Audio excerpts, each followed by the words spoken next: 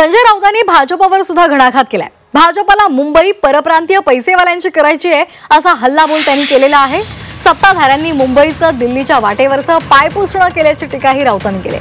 मुंबई महाराष्ट्रापासून तोडण्याचे काम सुरू असून धारावी याचं उदाहरण असल्याचं सुद्धा राऊत म्हणाले। राऊतांनी यासाठी वापरलेल्या भाषेवरून भाजप नेत्यांनी राऊतांवर टीकेची झोड उठवली आहे। मात्र आम्हाला भाषा शिकवू नका असा टोलाही राऊतांनी विरोधकांना लगावलाय। उबाटाच्या नेत्यांचं मानसिक संतुलन बिघडलंय की काय? आजच्या सामनामध्ये म्हटलंय की आम्ही मुंबईला रखेल बनवू पाहतोय। काय अर्थ होतो याचा? मुंबई हे नाव आमच्या मुंबा देवी ह्या देवीच्या नावावरून मुंबईला मुंबई म्हणतो आपण। त्या मुंबईला तुम्ही रखेल म्हणाल? काय कमी केलं मुंबईनं तुम्हाला? सर्व काय दिलं, नाव, प्रसिद्धी, पैसा। आज तुम्ही मानसिक दृष्ट्या उद्ध्वस्त झालाय म्हणून तिला तुम्ही रखेल म्हणाल?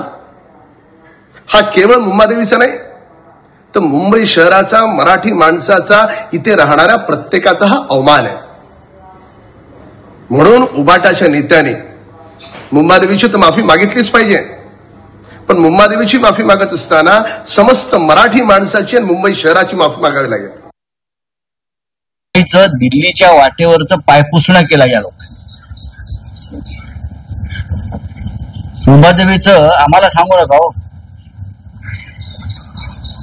ही मुंबई मराठी माणसाची आहे, महाराष्ट्राची राजधानी आहे आणि काही धनिक शेठ गुजरातचे आणि राज्यकर्ते मुंबईला त्यांची बटीक बनवू इच्छितात, म्हणजे तोच अर्थ आहे।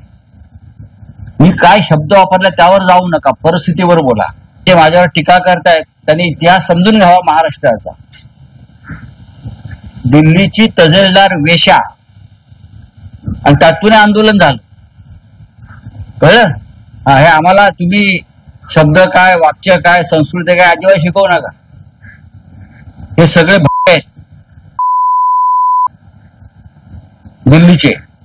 दिल्लीचे मुंबई लुटायला निघालेले आहेत। त्याने काय आम्हाला शिकवायचं मराठी माणसाला?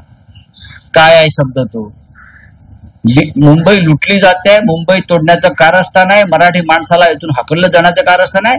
धारावी त्याचं ज्वलंत उदाहरण।